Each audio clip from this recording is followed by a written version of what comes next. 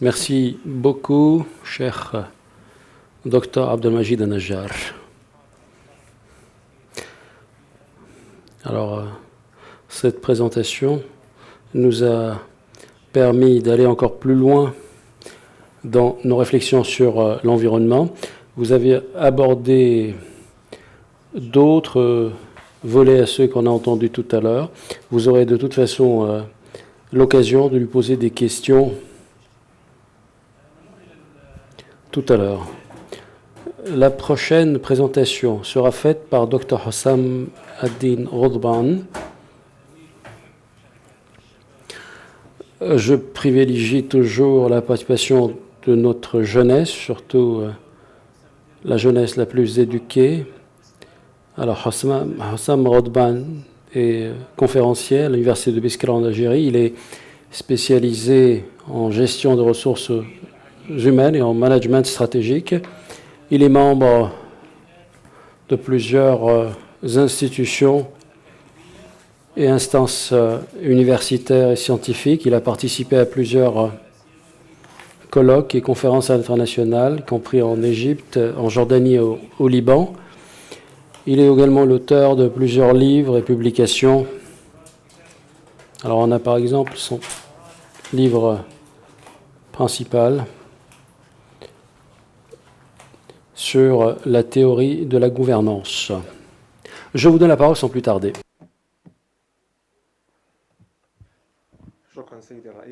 Merci, Monsieur le Président. Mesdames et Messieurs, que la paix et le salut de Dieu soient sur vous. Tout d'abord, j'aimerais adresser mes remerciements aux responsables du Centre, ainsi qu'à toutes les personnes ayant pris part à l'organisation de cette conférence annuelle.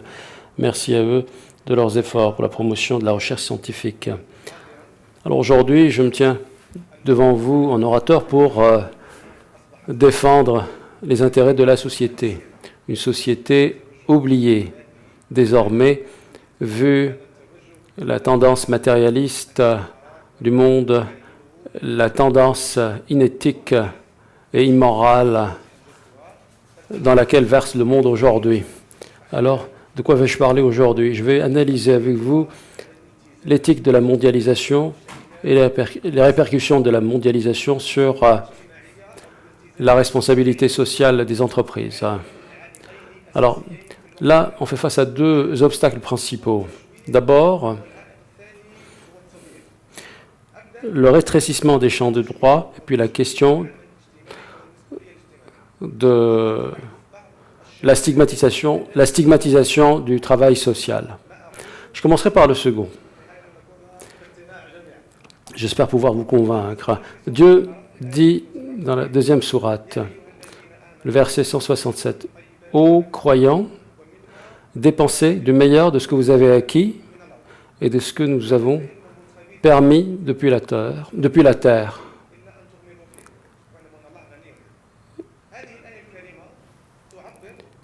Jusqu'à la fin du verset. C'est là que Dieu parle effectivement de la responsabilité sociale. Alors qu'est-ce que ce verset nous dit sur la responsabilité sociale traditionnelle que l'on a aujourd'hui? Par le passé, on faisait de la justice sociale pour améliorer, redorer son blason, améliorer sa réputation sociale. Or, la responsabilité sociale, c'est le principe même de l'entraide et de la solidarité, en visant toujours la qualité. Ensuite, nous avons le hadith du prophète, rapporté par plusieurs narrateurs, où le prophète invoque Dieu en faveur de sa communauté. « Ô Dieu, sois là pour ma communauté, sois là pour ma communauté. » Le fait même que le prophète invoque Dieu pour sa communauté nous dit que le prophète revêt cette responsabilité sociale de façon très pratique. Ensuite, voyons ce qu'a dit Victor Hugo. Alors, il a un dire sur cet aspect. Il dit que vous souhaitez aider les pauvres, tandis que moi, c'est-à-dire Victor Hugo, tandis que moi, je souhaite mettre fin à la misère. Quatrième témoignage, titre d'exemple uniquement, ça concerne ce qu'a dit le président américain Roosevelt. Il dit un jour, s'adressant dans une petite ville à un public restreint, il leur dit « Je m'adresse à vous aujourd'hui comme si je m'adressais au même public new-yorkais. » C'est pour dire que pour lui, il n'y a pas de différence entre son petit public dans cette petite ville éloignée et le public de New York.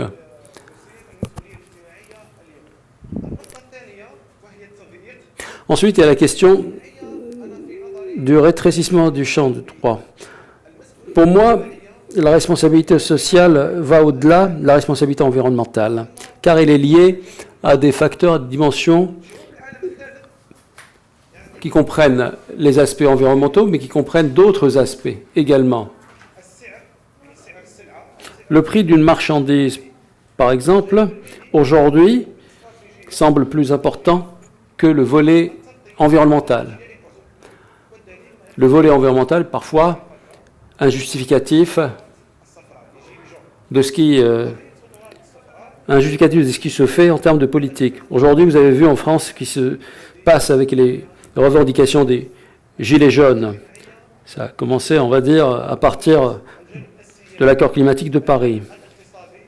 Or, la justice sociale, ça concerne l'économique, le politique, l'environnemental, le technologique, mais aussi juridique.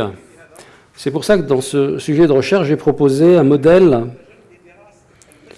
pour étudier, examiner la responsabilité sociale des entreprises d'un point de vue, ou bien partant d'un point de vue global et systématique. Généralement, on tend à limiter la responsabilité sociale des entreprises en leur demandant par exemple de proposer des marchandises à prix raisonnable. Aujourd'hui, on parle de l'économie circulaire. Jadis, on a parlé de l'économie des connaissances. Et dans tout cela, il n'y a pas que le côté éthique, il y a aussi le côté économique et social. Alors comment étudier uniquement l'influence des entreprises sur l'économie et omettre leur influence sur la dimension politique? On en a parlé à plusieurs reprises. Il y a plusieurs expressions qui restent de mise. L'éthique de la mondialisation, la responsabilité sociale et le modèle de Pestel. Alors, qu'est-ce que l'éthique de la mondialisation? J'entends par là toutes les pratiques positives et négatives, organisées ou informelles, qui interviennent avec la mondialisation. Le problème avec la mondialisation, c'est que du côté politique et économique, les choses se passent de façon organisée, tandis que du côté culturel, social et éthique, la mondialisation reste un concept vague. Donc j'ai dit que c'est un phénomène et positif et négatif, comme le dit l'intellectuel Ben Nabi. Le monde est à la fois innovateur et consommateur. Il y a évidemment ceux qui tirent parti de la mondialisation, ceux qui en tirent avantage, et les victimes de la mondialisation. Les plus pauvres. Ensuite, il y a la responsabilité sociale. En fait, je voudrais surtout dire aujourd'hui que la responsabilité sociale ne comprend pas uniquement la responsabilité face à l'environnement ou la responsabilité économique. En fait, il faut arrêter de penser que la responsabilité sociale, c'est une gageure caritative, profit de la société. La responsabilité sociale, c'est un socle dans lequel travaillent toutes les entreprises. C'est la société qui accueille les entreprises, c'est la société qui consomme les produits de ces entreprises. Donc, il ne serait pas juste que ces mêmes entreprises entachent ou stigmatisent les besoins de ces sociétés. Ensuite, il y a le modèle de Pestel. Je voulais utiliser ce modèle qui est très connu dans la stratégie de management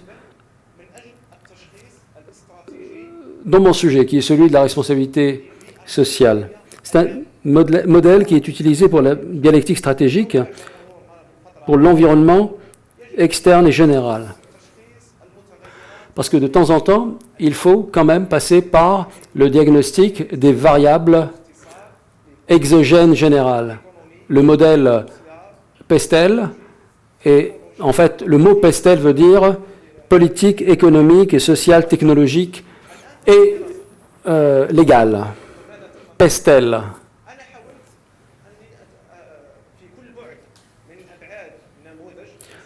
Dans chacune des dimensions de ce modèle, j'ai tenté d'analyser ou de retrouver la dimension sociale dans chacun des volets, c'est-à-dire essayer de dénicher la dimension sociale dans le volet politique, ainsi de suite.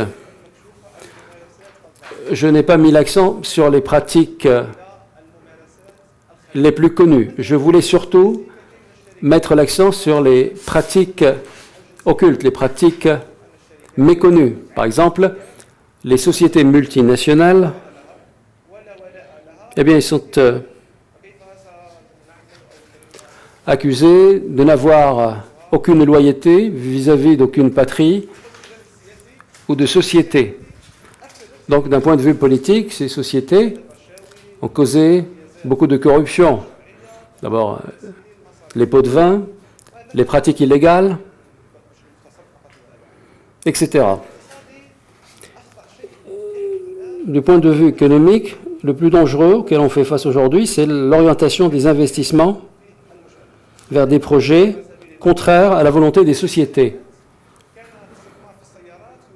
En Algérie, par exemple, pendant plusieurs années, on nous a vendu l'investissement dans la fabrication des voitures comme étant un investissement pour acquérir des compétences en matière de construction automobile. Il s'est avéré par la suite que ce fut uniquement pour écouler cette marchandise en Algérie.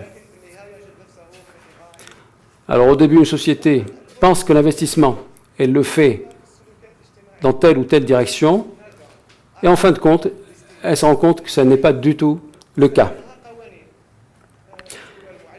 Il y a aussi la question des modes presque imposés, des codes vestimentaires presque obligatoires, au risque de passer pour un paria dans la société. Idem pour les autres dimensions, la dimension écologique et technologique. Après donc cette analyse de ce modèle Pestel, j'ai pu aboutir à un certain nombre de conclusions. Bon, j'ai quand même un certain nombre de méthodologies que j'essaie de véhiculer, de faire passer à mes étudiants. Nous avons notre modèle islamique. À la grâce de Dieu, nous avons cette religion qui distingue entre le bien, le mal, le licite, l'illicite, etc. Le prophète reçut un jour un bédouin qui lui demande quelle action pourrait-il faire pour aller au paradis. Il a dit, tu n'as qu'à te tenir aux 5 obligations. Il acquiesce et le prophète dit à ses compagnons, il réussira s'il dit la vérité. Qu'est-ce que cela veut dire? Cela veut dire que le prophète incite à faire le bien. Il y a aussi d'autres actions surrogatives qui sont encouragées par le prophète. Donc nous avons ici 2 modèles qui peuvent être applicables dans tous les domaines. L'obligatoire et le surérogatoire, en économie, dans le culturel, dans le technologique. Premier modèle, se limiter à l'obligatoire ou faire du surérogatoire. Et pour les entreprises ou les organisations de terme général, eh bien, elles travaillent soit pour écouler une marchandise, soit pour rendre des services à la société. et avoir des dividendes par transitivité, de façon indirecte, par la suite. Alors, quelles sont les solutions auxquelles j'ai pu aboutir après cette analyse? La première solution, alors il serait utile d'étudier l'applicabilité de ce modèle dans les modèles d'aujourd'hui, du point de vue économique et non économique, donc le modèle Pestel, car nous voulons un modèle global. Deuxième solution, revoir le message et les visions des organisations et des entreprises. 2018 est sortie une nouvelle idée qui appelle au devoir de passer de l'entreprise responsable à l'entreprise contributive.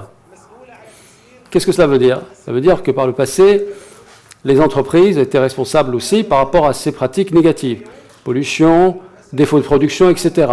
Mais aujourd'hui, les entreprises sont requises de contribuer de façon visible, de façon tangible, pour un réel développement et essor des sociétés dans lesquelles elles sont actives.